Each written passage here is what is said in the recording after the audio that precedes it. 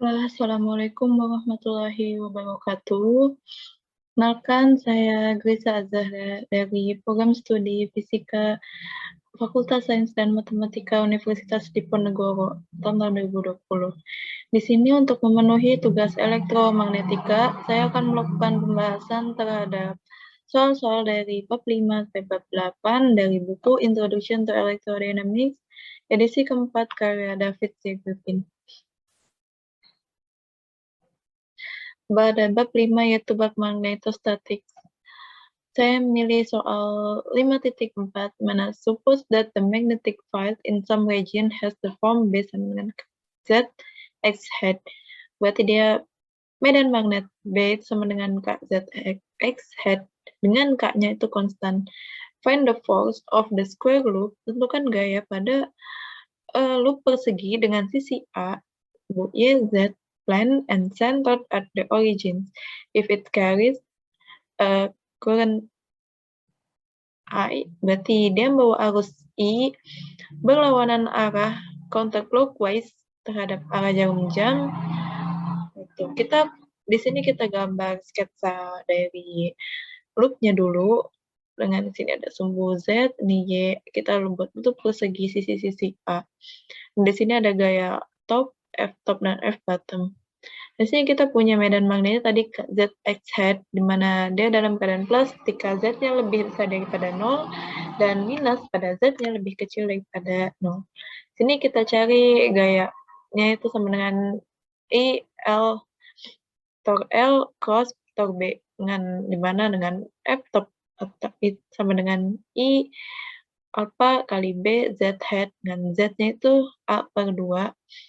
Sama dengan kita dapatkan 1/2 A kuadrat KZ hat. Nah, untuk F yang bottom juga sama. Caranya dengan F yang top, berarti kita dapatkan gaya netonya itu I kuadrat KZ hat. Next, kita coba dari problem 5.5, a current E flow down a wire of radius A. Berarti pada arus I mengalir di kawat yang memiliki radius atau jari-jari A. Tentukan surface current density atau rapat arus permukaan K. Kita punya K sama dengan I per dl. Turunan dari I terhadap L dengan turunan L-nya itu sama dengan 2 pi R. Nah, R di sini tadi sudah disebutkan sama dengan A, L sama dengan 2 pi A. Maka kita dapat K-nya itu sama dengan turunan I terhadap L, yaitu I terus per 2 pi A. Next, problem 5.6, phonograph tapi ringan membawa inform density dengan static electricity sigma. Jika dia berputar dengan kecepatan angular omega, tentukan rapat arus permukaan dengan R sebagai center, R sebagai pusatnya, dengan jarak R sebagai pusat terhadap pusat, mohon maaf. Nah, di sini K sama dengan sigma V, lalu V-nya juga kita punya karena dia berotasi, dia memiliki angular omega kali R, maka kita masukin ke komponen K-nya, jadi K sama dengan sigma omega kali R. Lanjut ke bab selanjutnya, magnetic field in matter. Nah, pada soal 6.7, an infinitely long circular cylinder carries a uniform magnetization M. Berarti di sini ada sebuah silinder dengan panjang tak terhingga. Dia membawa sebuah uniform magnetization M dengan sejajar. Nah, tentukan atau cari dari medan magnetnya pada inside dan outside dari silinder tersebut. Nah, sini kita buat gambar sketsanya. Ada silinder dengan di sini sumbu Z head, ada N head juga. Dan di sini ada M ya. Kita punya J sama dengan nabla, cos M sama dengan 0 karena M min Z. Lalu ada B sama dengan M cos N head, M sama dengan theta head. maka kita dapatkan B di outside-nya itu sama dengan 0, lalu B di inside-nya itu sama dengan mu, B dengan KB-nya tadi kita dapat M, berarti B inside-nya sama dengan mu M. Lalu pada problem 6.10 itu an iron rod of length L and square cross section side A. Berarti kita punya buah besi L dengan panjang L, ini kawat L, dia bentuk kotak, lalu dibengkokkan menjadi bentuk lingkaran dengan dia punya celah sempit, ketebalannya WO atau enggak. Nah, lalu tentukan medan magnetnya pada pusat dari celah tersebut dengan asumsi bahwa mega lebih kecil daripada A daripada L. Nah, kita tadi punya karena dia bentuknya cincin, itu mu.m.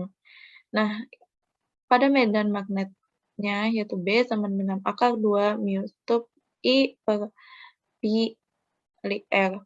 Ini KB sama dengan M, kita punya I atau arusnya sama dengan M kali omega, lalu R ya sama dengan per 2.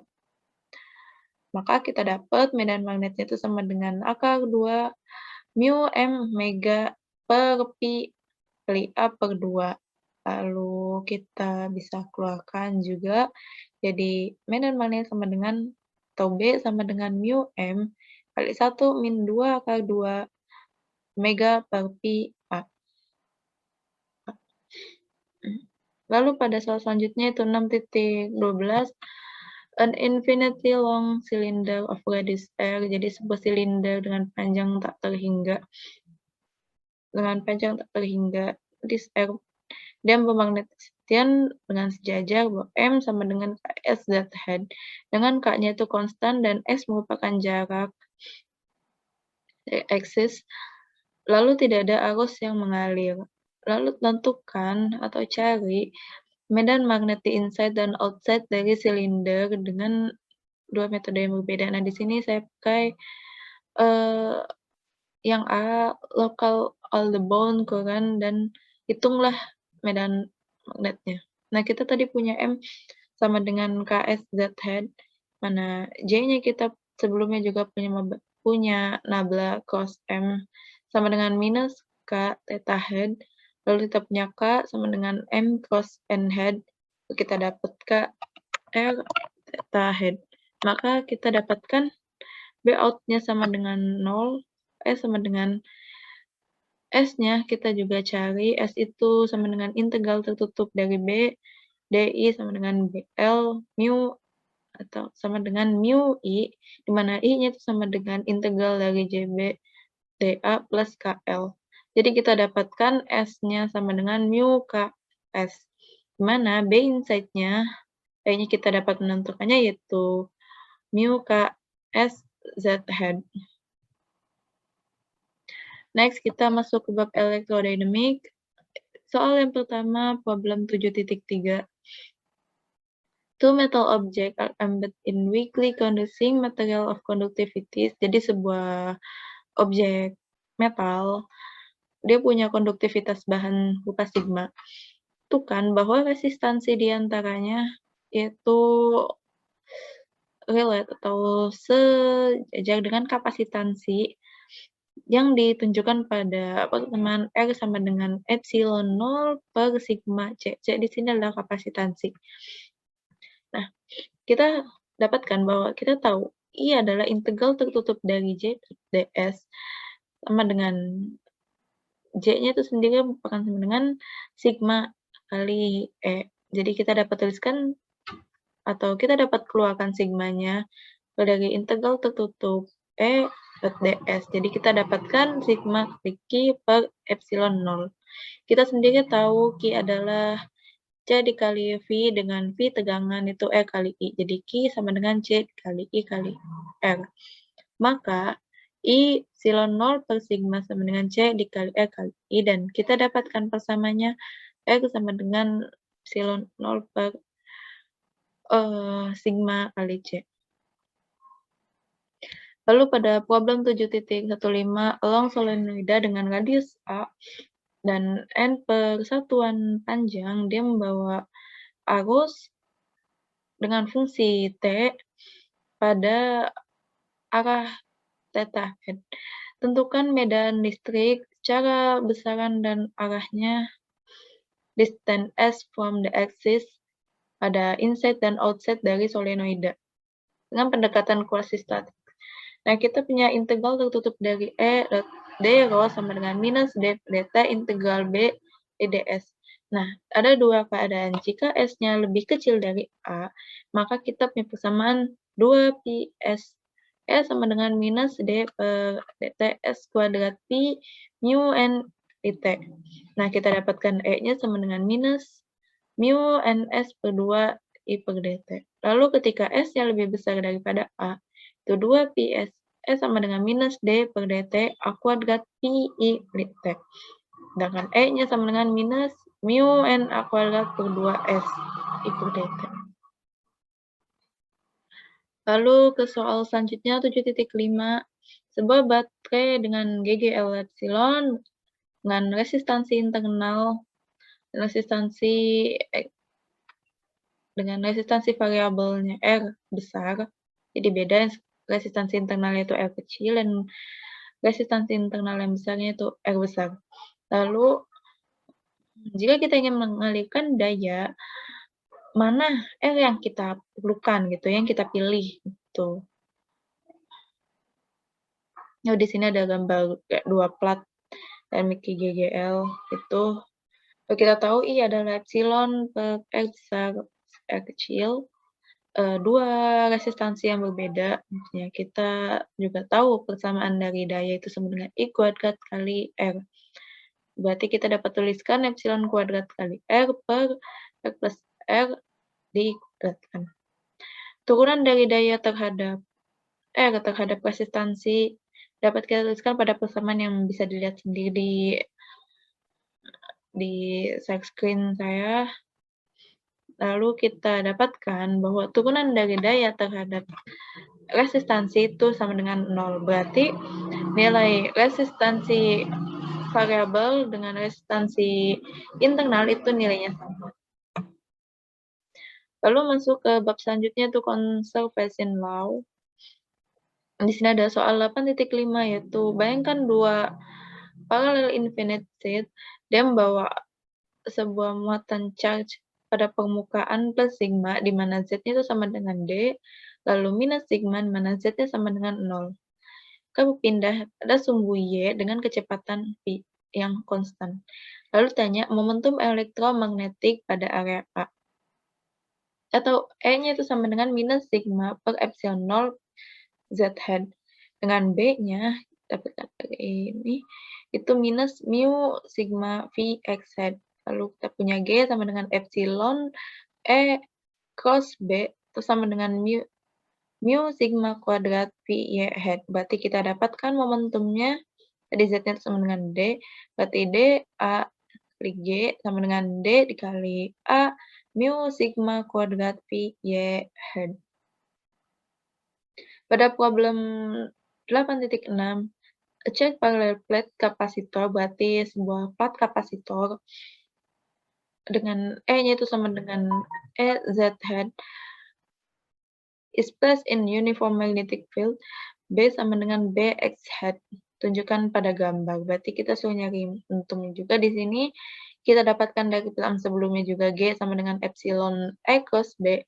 Berarti kita dapat di sini epsilon E kali B Y head. Maka momentumnya kita dapatkan pula epsilon E kali B dikali A kali D kali Y head. Pada problem 8.13, a very long solenoid of radius A, sebuah solenoida panjang dengan radius A, N per satuan panjang membawa arus S pada kabel koaksial dengan solenoida dengan radius B lebih besar daripada A untuk circular ring of wire dengan resistansinya itu R. Ketika arus pada solenoida itu semakin menurun, bahwa arus IR include in the ring, maka kita harus menghitung arus IR-nya dengan D dengan turunan dari S terhadap T. Kita punya epsilon sama dengan minus dpi per dt. Dengan pi-nya itu kita punya pi kuadrat kali B. B-nya kita punya tadi mu, N dikali IS, dengan epsilon kita punya arus R atau IR kali R resistansi. Maka arus R atau IR ya sama dengan minus 1 per R mu pi kuadrat kali N dan turunan IS terhadap T.